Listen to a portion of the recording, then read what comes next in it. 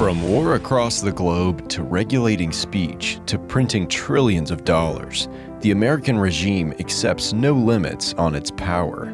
As Ludwig von Mises understood, the state will take as much power as the people will let it. And in recent years, the American regime has clearly concluded it can get away with unilaterally adopting vast new powers. Join Michael Rechtenwald, Ted Galen Carpenter, Jonathan Newman, and more for a Mises Institute event in Nashville, Tennessee on September 23rd, dedicated to this siege of power and one of Ron Paul's favorite lines, "Truth is treason in the empire of lies." Tickets begin at $95. Get yours at Mises.org/Nashville23. That's MISES.org/Nashville23.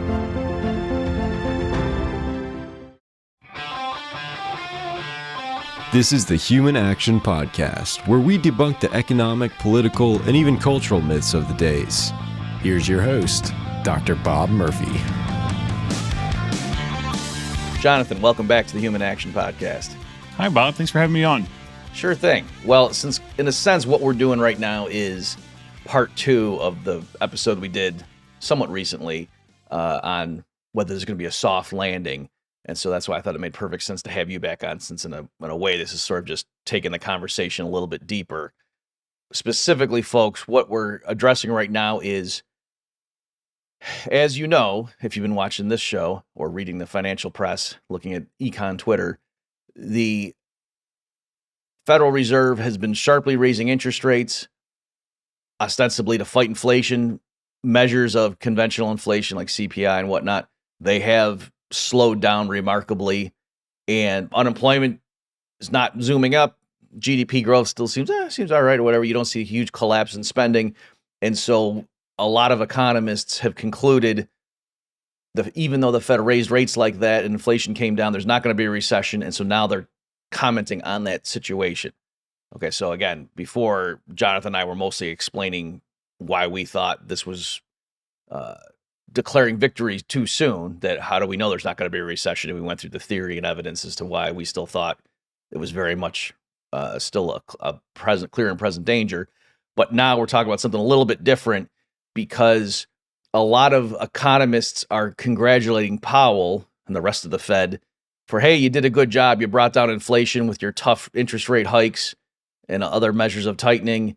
Good job, guys. And you didn't throw us into recession. And so a lot of progressives and post-Keynesians and things like that, they're coming forward now and saying, no, that story doesn't make any sense. There's no way that what we just saw happen with inflation. And throughout this episode, folks, I might slip. And if I say inflation, I probably mean rises in consumer prices, even though Austrians think that inflation really should be referring to money, stock, or credit. They're saying there's no way that you can congratulate the Fed had nothing to do with it, or it had very little to do with that. All right, so just to give us some context here, Jonathan and I have analyzed this, but a piece that people are passing around that sort of crystallizes this view, but it's not just him; that's all over the place.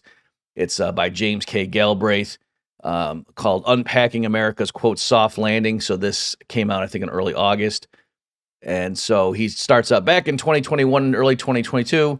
A posse of prominent economists, including Lawrence Summers, Jason Furman, and Kenneth Rogoff, all of Harvard, criticized the Biden administration's fiscal and investment program and pressured the U.S. Federal Reserve to raise interest rates. Their argument was that inflation fueled by federal spending would prove persistent, requiring a sustained shift to austerity. Unemployment, sadly, would have to rise to at least 6.5% for several years, according to one study touted by Furman. Okay, and so then he just goes through there and then says how there were a bunch of progressives that disagreed with them and said, no, if you raise interest rates too much, you're going to tip us into a recession. This inflation's transitory. Let's just hang on, and it'll kind of go away on its own as supply bottlenecks clear up after COVID, blah, blah, blah. So that was what the argument was over, and Jonathan and I already talked about that a couple episodes ago. And then, so this is still Galbraith now, a few paragraphs later in his article, he says, the macroeconomic situation has confounded both positions. Contrary to those advocating austerity, inflation peaked on its own in mid-2022. There was no persistence. There's also been no recession. Unemployment has not risen. High interest rates have not deterred business investment. Blah blah blah. Blah. And they says these happy circumstances have led some observers to congratulate Powell and the Fed on achieving a quote soft landing.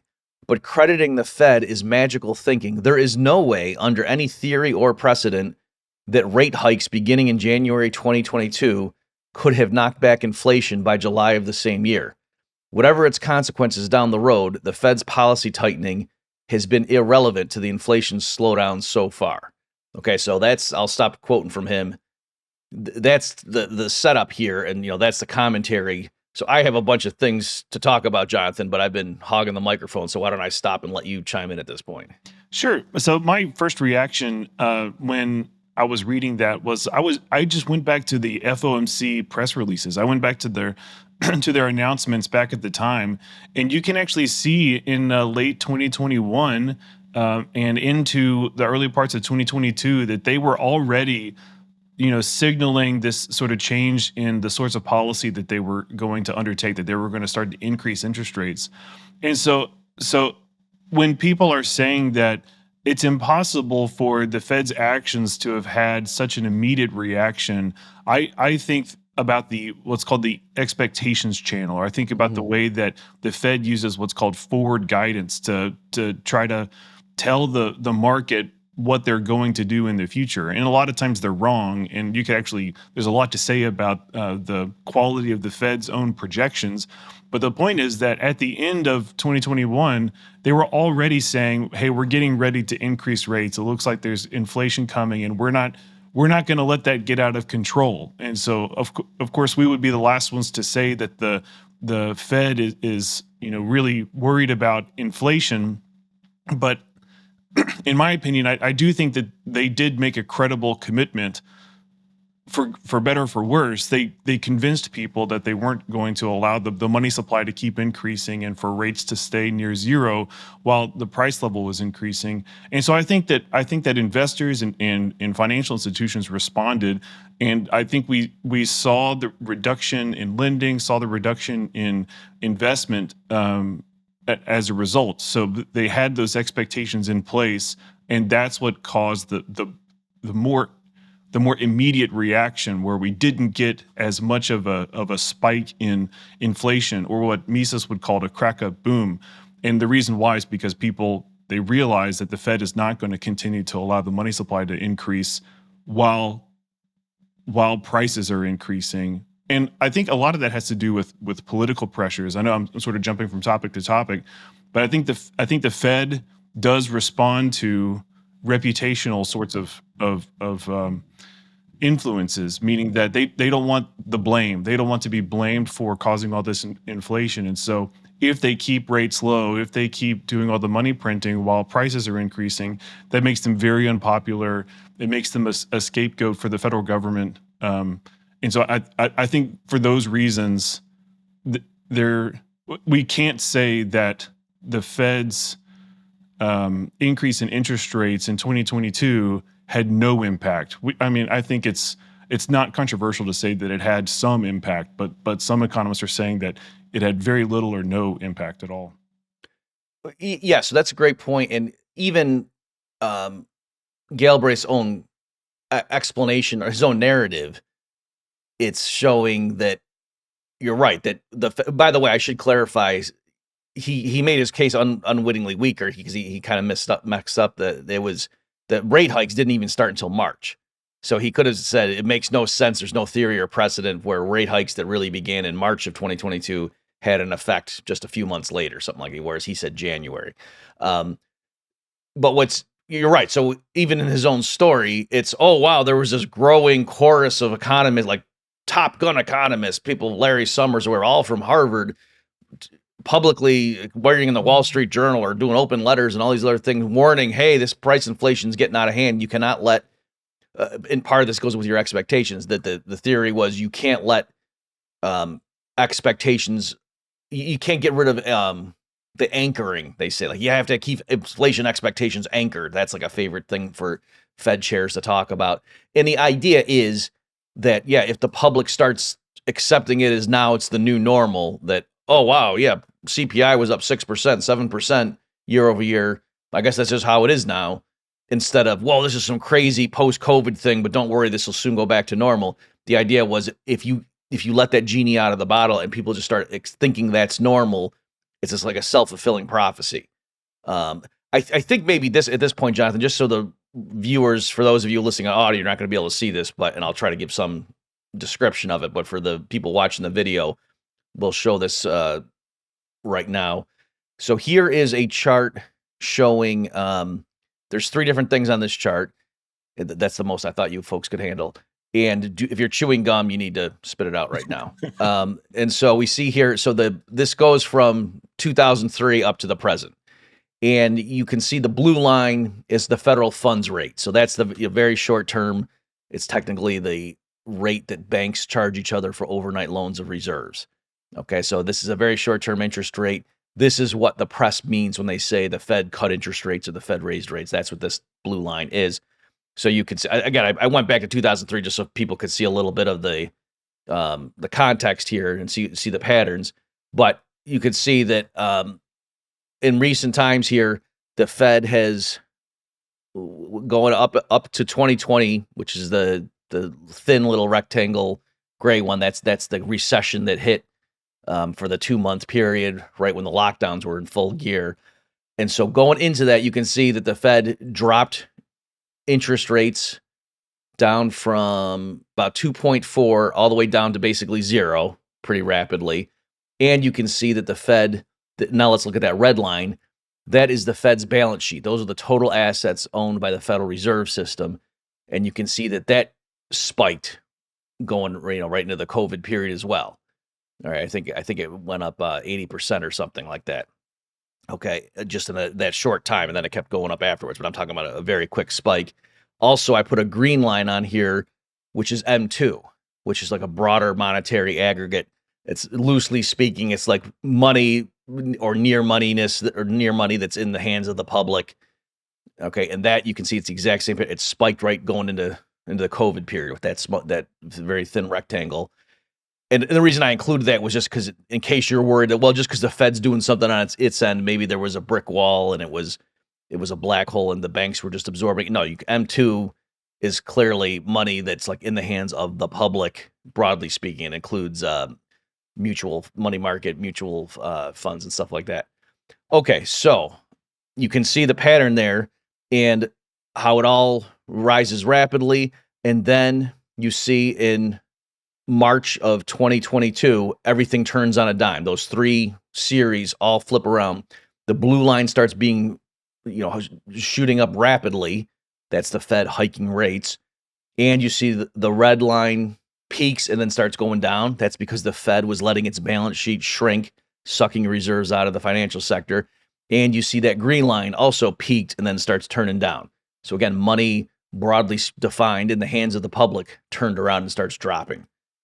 Okay, and that is in I don't have it on here because I don't want to overwhelm people, but the issue with the inflation, that all happened in the same period. The price inflation started surging, and then it turned around and started coming down, all in between these two goalposts, as it were. Okay, so when the Fed eased, started pumping money in, brought interest rates down to 0, price inflation, as measured by CPI, started rising rapidly. Then the Fed started tightening, and price inflation starts coming down.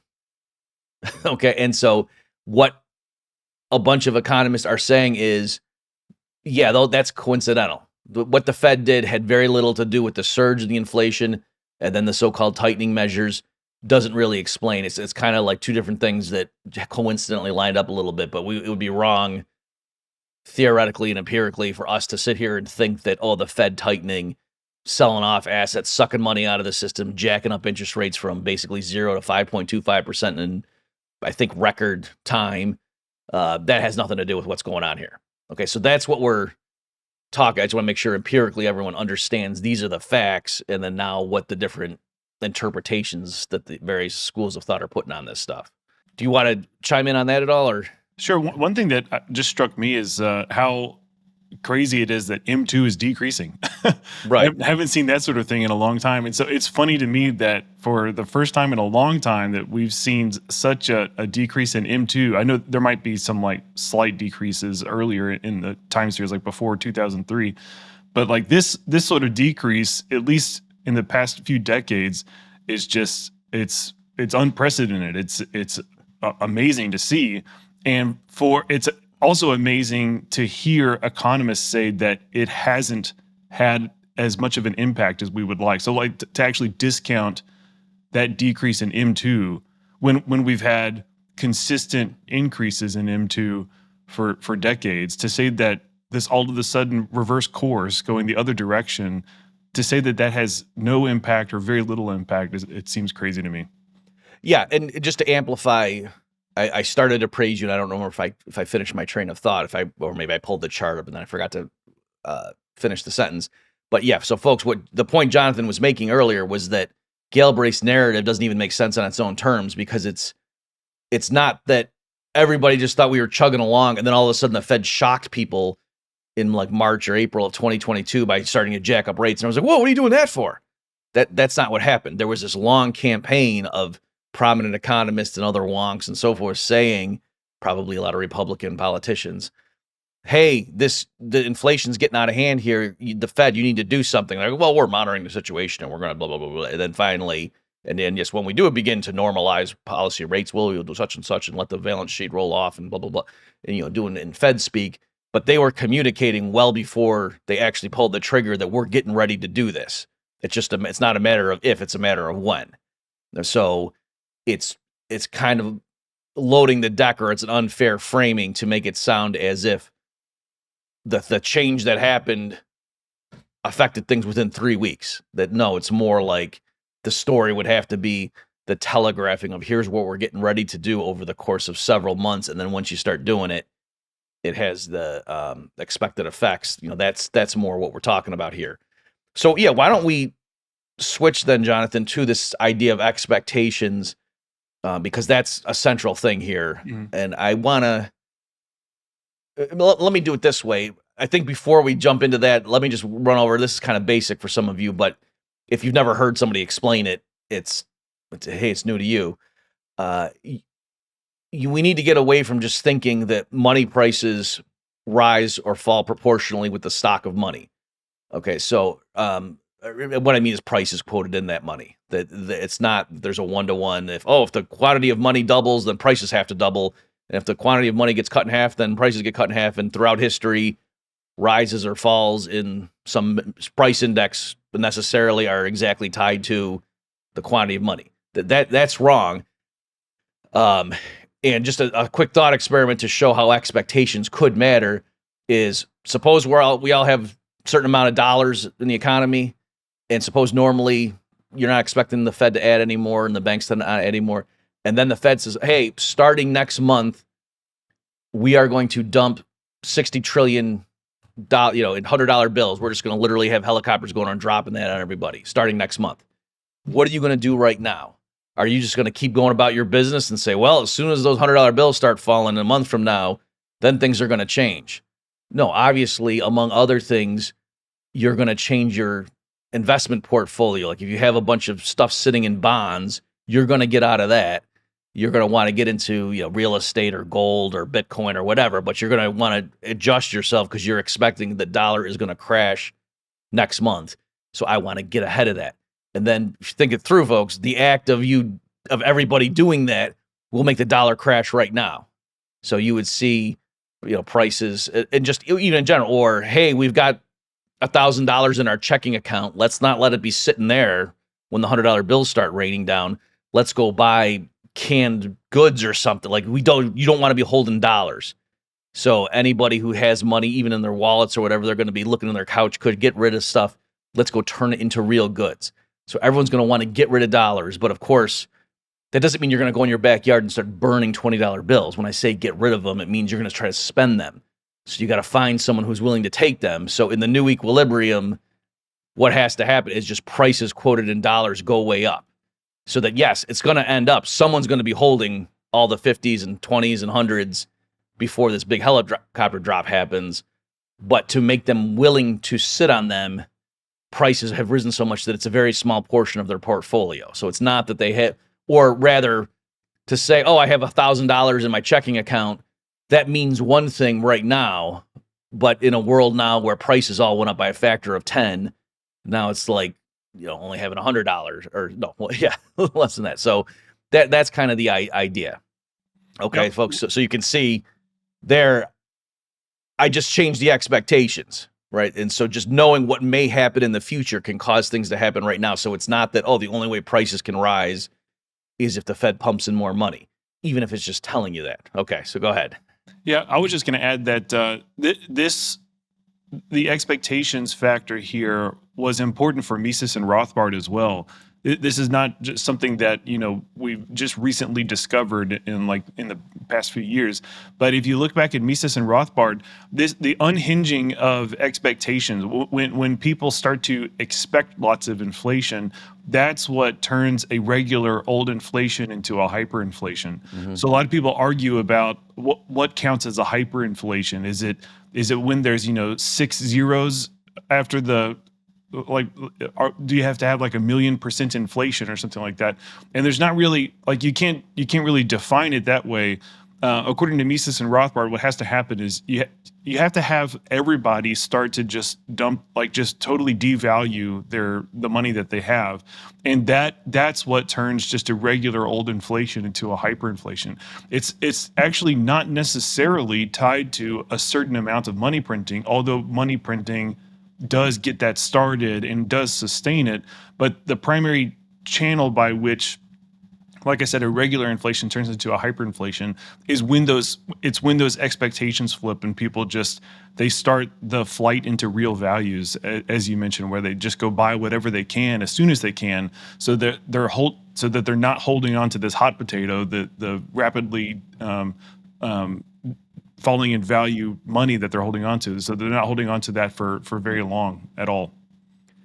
Yeah, exactly. And yeah, in fact, I think I might be butchering this, but I think Mises says something along the lines of that. Actually, when you go look at historical hyperinflations where the currency collapses and they have to just reintroduce, some new variant or something, that in the beginning, in the early stages, the amount the authorities are dumping in the system, prices are not rising proportionally. It takes the public, they keep thinking this is an aberration. But then once the public starts realizing, no, this is not what's going on, then they try to get ahead of it, and then prices start rising more rapidly. So even if the authorities are doubling the money supply every week, prices are more than doubling every week in the middle period. And then, it's an issue of what do the authorities do? If they tighten and they try to get serious, then they can get under control. But if they just keep trying to print more to get ahead of that, because, right, the government's printing to meet its expenses. You're trying to hire troops or give food stamps or whatever you're doing, making reparations payments, who knows, that if prices are doubling every week, the government has to keep printing more and more money just to be able to pay its employees and whatever. And so then it just turns into an arms race or a race to the bottom. And then if they just keep doing that, then yeah, eventually the prices just rise so rapidly. So if the currency collapses, and in a sense its purchasing power goes to zero, in terms of proportionality, that would mean the government created an infinite amount of new money, which it obviously doesn't do. It's always a finite amount, right? So just in the extreme case like that, you can see that no, on the limit, when currencies ultimately collapse, then it's not that, oh, if prices went up by such and such, then that means the stock of money must have gone up by the exact same percentage. That there's no reason for that pattern doesn't hold. Should we address, Jonathan, I have my views on this, but something people are bringing up to bolster their claim that it can't possibly be the Fed who's to be congratulated for getting price inflation under control, that they're tightening. There's no way that's what's doing it, because there's not enough time for that to have kicked in.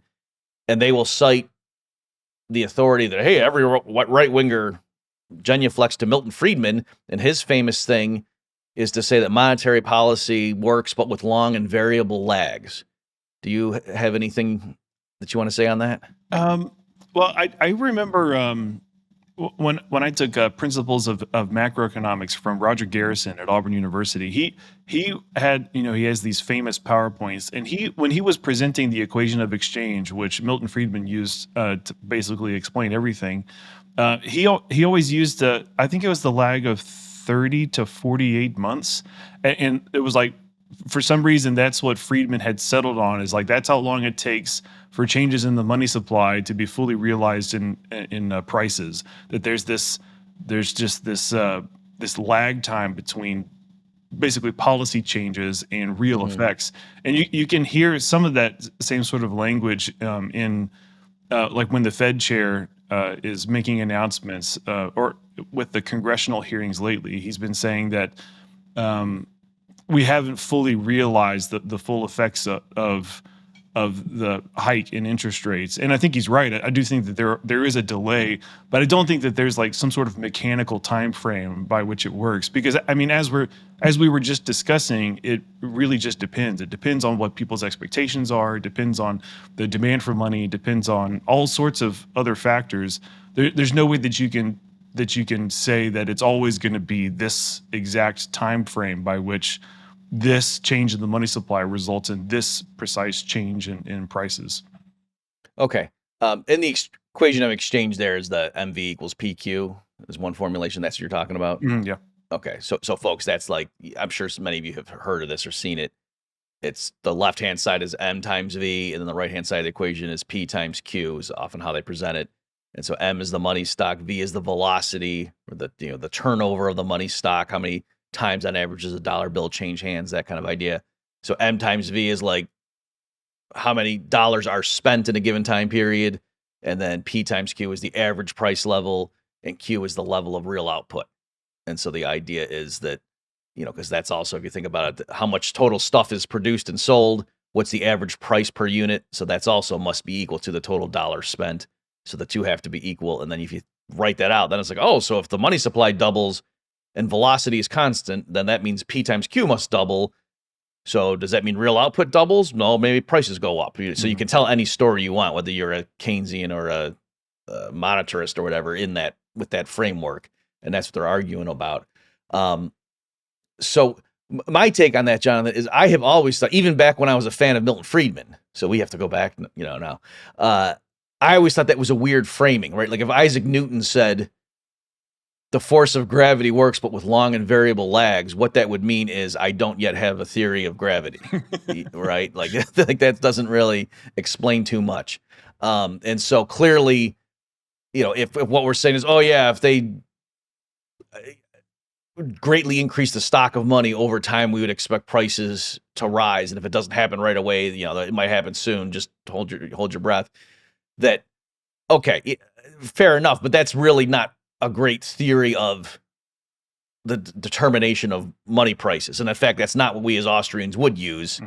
If we on a chapter of how our price is determined, it doesn't, Rothbard doesn't say, well, what I'm going to give you here is how our price is on average determined over the next 40 months. And it has to do with this. No, it's not like that at all. We can give very precise quantitative explanations if we have a thought experiment and we can control all the variables and just stipulate what they are. And so, yeah, so beyond that, I know, I don't think I'm speaking out of school here. I used to work for Arthur Laffer, and he didn't like that phrase. He just thought that was wrong. And I mean, he respected Milton Friedman and liked a lot of his empirical work and stuff, but he just thought that particular way of handling it was wrong, because he thought, no, when you make a policy change, boom, it's the community immediately. He said something like, suppose your local, the city government changes it so that, it was something like, at the traffic lights, instead of it being red, maybe they made it blue. And said from now on, a blue light means stop. He said, how long would it take for the community to react to that change? Would it take 40 months? And I was like, no, that would take about a week. Like there'd be a bunch of accidents probably at first, but pretty soon everybody would learn that new rule pretty quick. And that's what his point was. And I know Scott Sumner of the market monetarist school also, he says, like, if the Fed makes a policy announcement like, oh, we're going to do QE3, that Sumner says, we don't have to wait and see, did it work? He says, look at asset prices, and specifically his favorite metric is expectations of future NGDP growth. right? So he was saying there's proxies because you don't actually have like a market contract for that, but he that's the thing he uses. And he says, no, on the day of the announcement, I look at that, and if that thing didn't pop, if you don't see some stock prices go up, or then the announcement, the policy is a failure. I don't have to wait and see, right? So that's anyway. I'm just saying Galbraith's notion that this idea of expectations channel, nobody thinks Fed policy matters. It's kind of nutty. I think that this is pretty standard in mainstream economics now, that the expectations channel is used. And that's why, as you say, Jonathan, like the whole thing about forward guidance, that's now become very commonplace. That's why they did with QE3, what we call QE3. The Fed didn't call it that. And earlier ones, like they were trying to, they were saying like with QE1 and QE2, the market knew ahead of time how much total we were going to pump in, and they just completely adjusted prices. That's why with QE3, we said, no, this is an open-ended commitment. We're going to keep buying these treasuries and mortgage-backed securities until things improve. And so, again, even there, it wasn't just a flow of what's the Fed doing today. It was like knowing that embedded in their long-range policy framework. That's what investors needed to know. And that's why some people called it QE infinity as opposed to Right. QE3, because it would go on forever.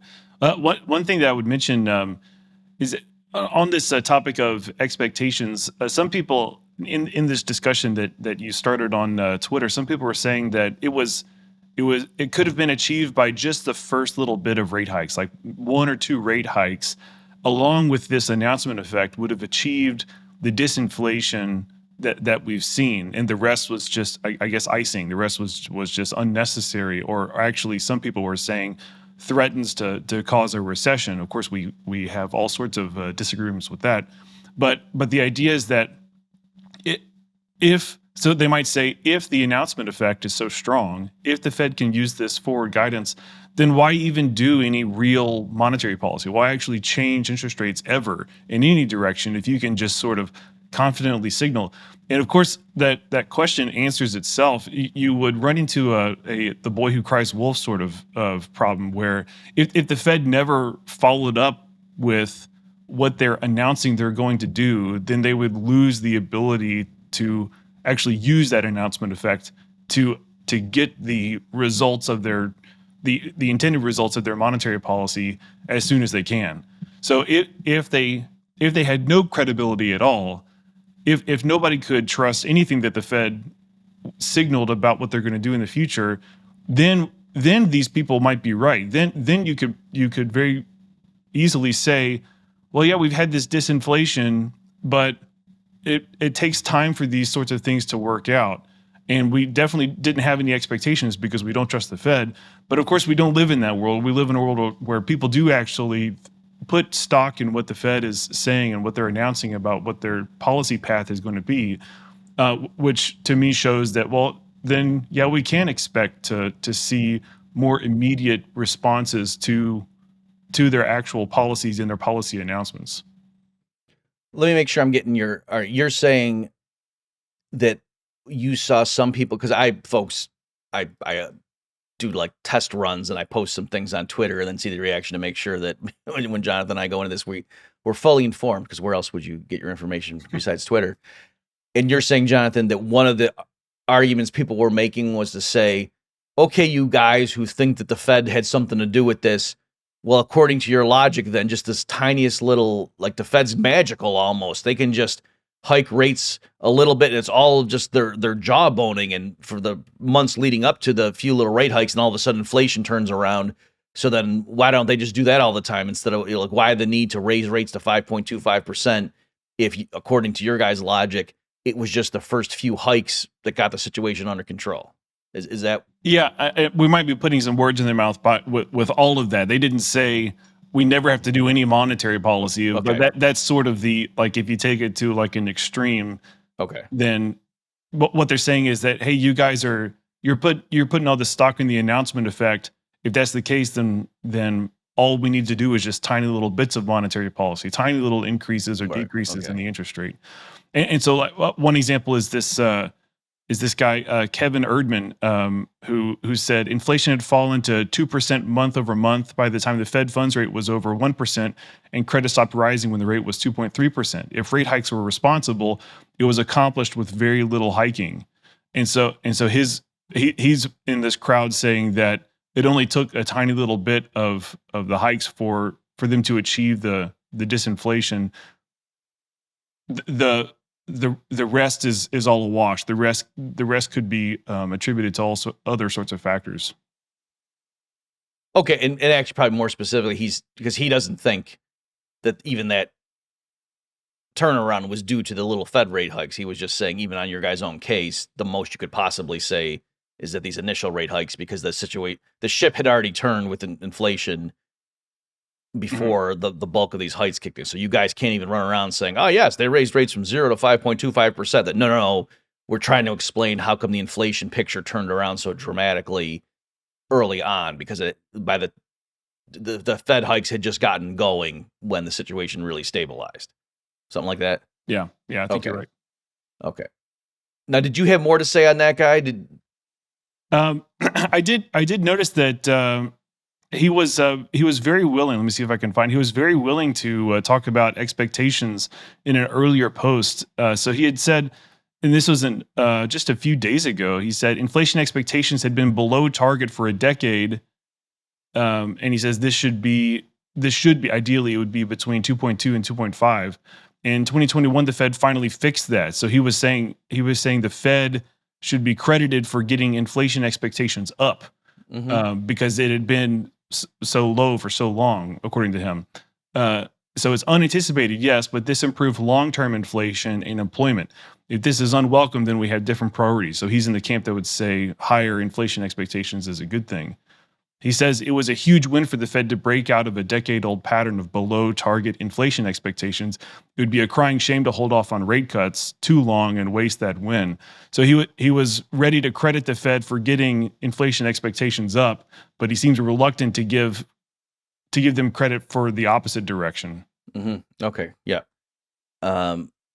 What's also interesting, so I did a similar thing as you. Like, I knew about this forward guidance, and I was trying to find people who were perhaps contradicting themselves now. And so I just Googled forward guidance Krugman, and I came up with this paper from 2017 called The Forward Guidance Paradox. So this paper is not authored by Krugman. It's by Richard Harrison, Matthew Waldron, and Alex Haberis. I might be butchering that guy's last name. And so, but the opening of this is interesting. It's relevant to what we're doing here, Jonathan.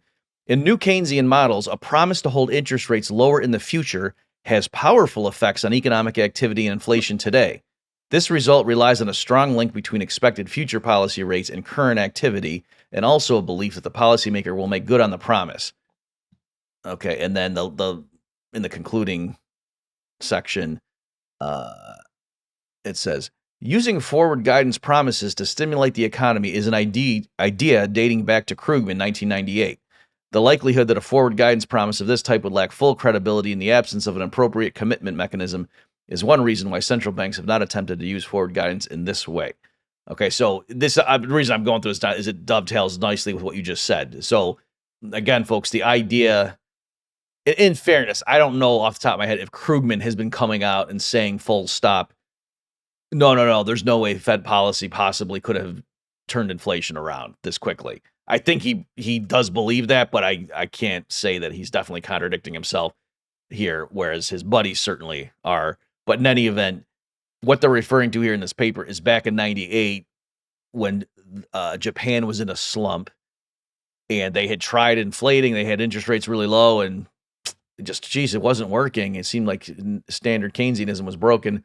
And Krugman said, what they need to do is promise to be irresponsible in the future.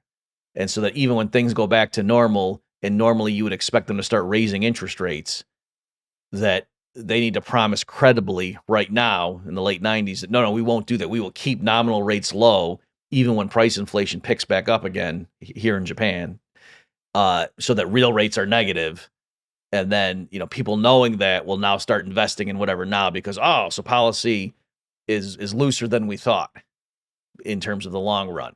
All right, so that's what he was saying. And then in this paper, they're talking about what you were getting at, Jonathan, that if you fix the economy by making promises about what you're going to do in the future, and then the economy starts taking off and then it's chugging along, well, why 3 years from now would you do something that at that point is actually not the optimal thing to do as a central banker, just because you promised 3 years ago when you were in the midst of a slump in a liquidity trap that, oh, don't worry, 3 years from now when we're not in the liquidity trap, we're going to do X, Y, Z.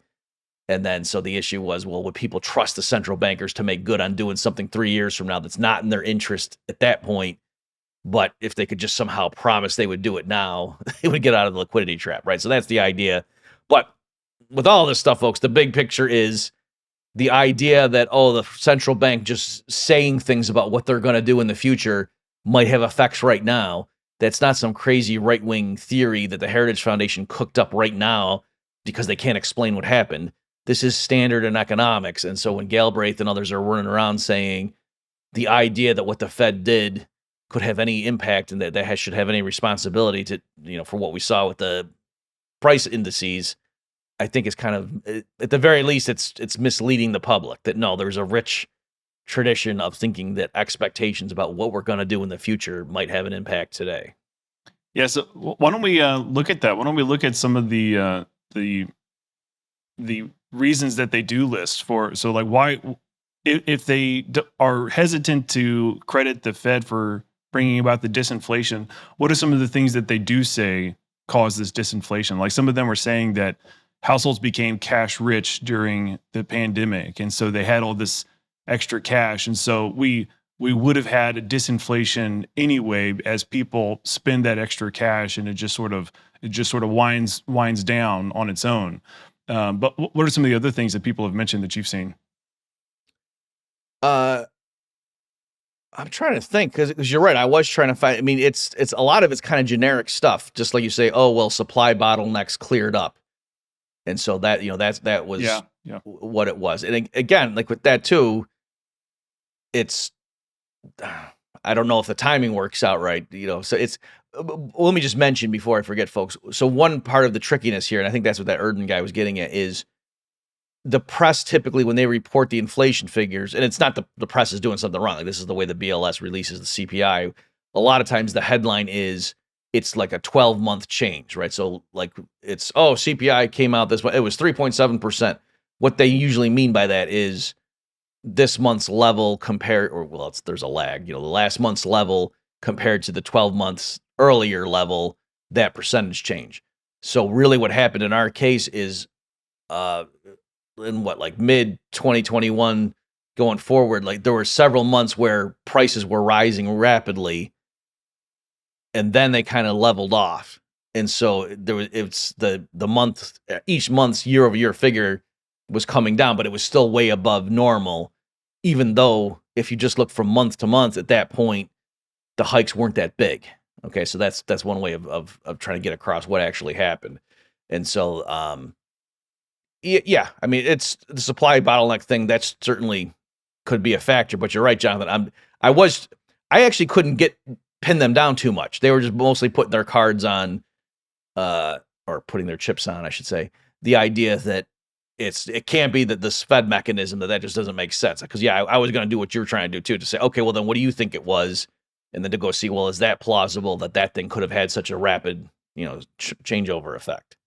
And of course, our position isn't just, well, my position, I'm assuming it's yours. It's not that the Fed is 100% responsible for this, or that they can claim that they've done this on their own.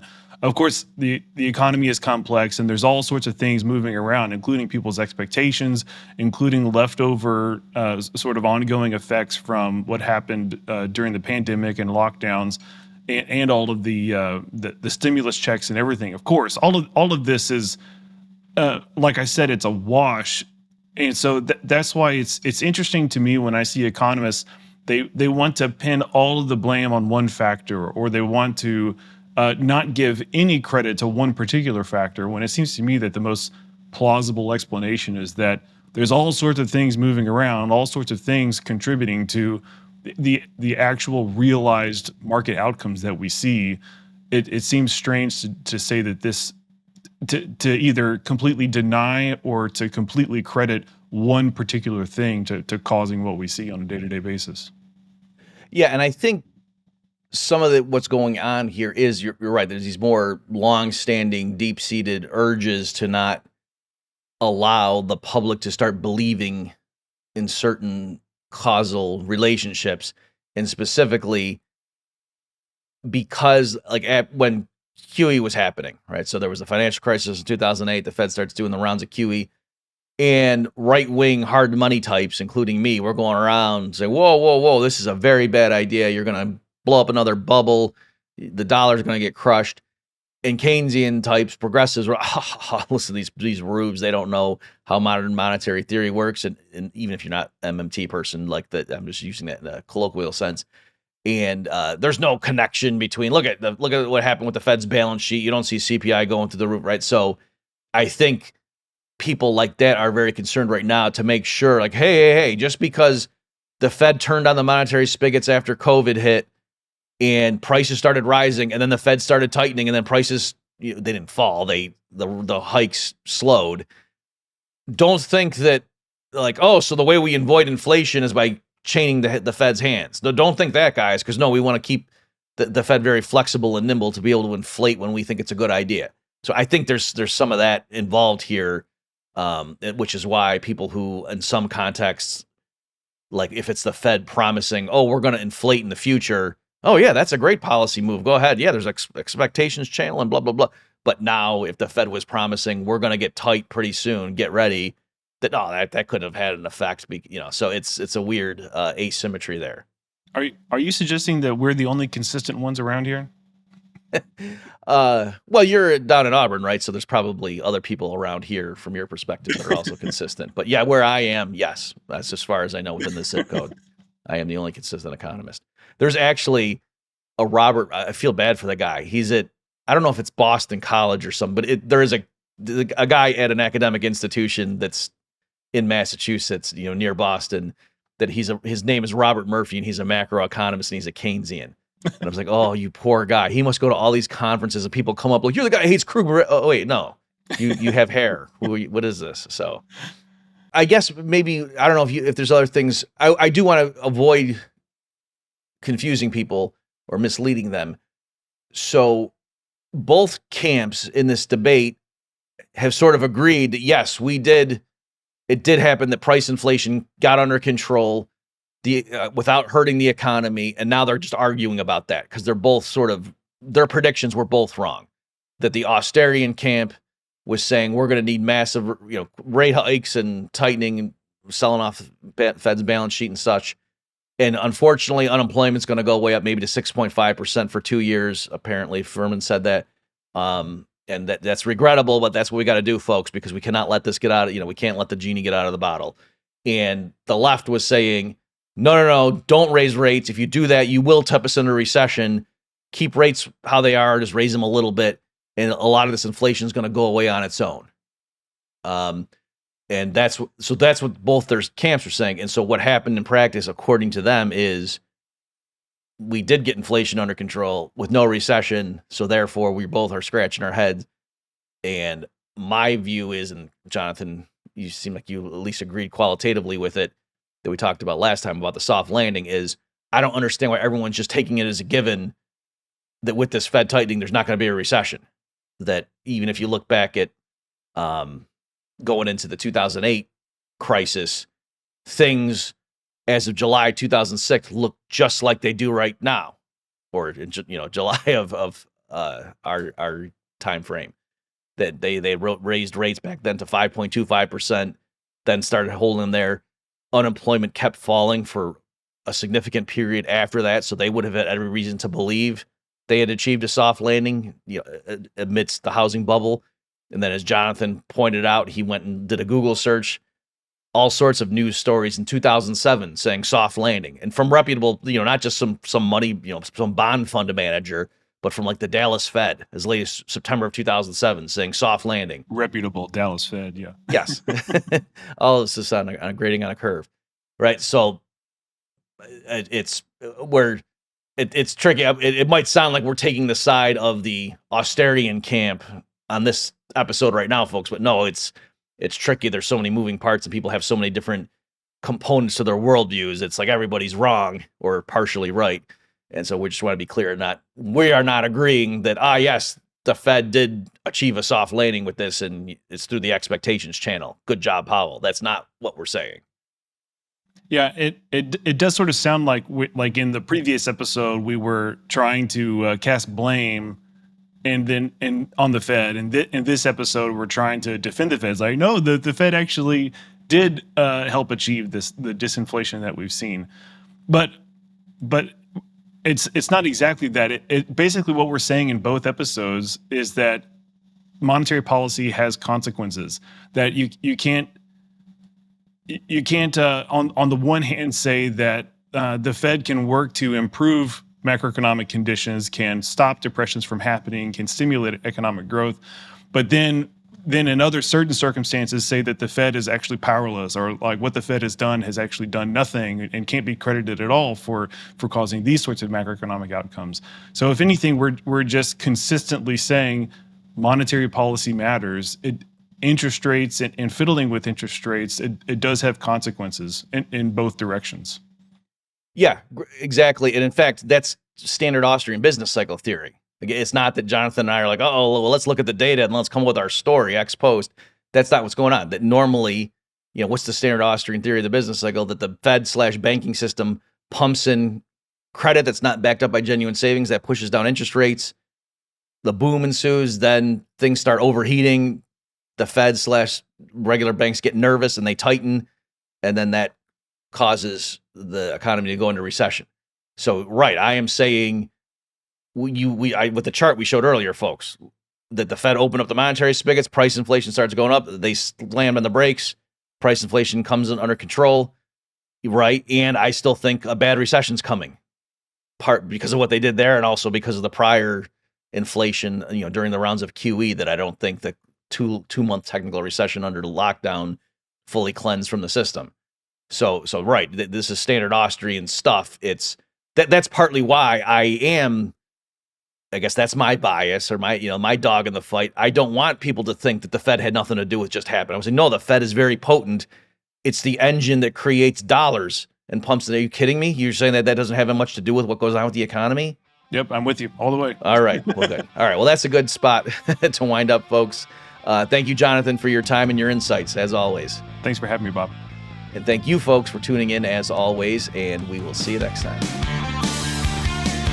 Check back next week for a new episode of the Human Action Podcast. In the meantime, you can find more content like this on Mises.org.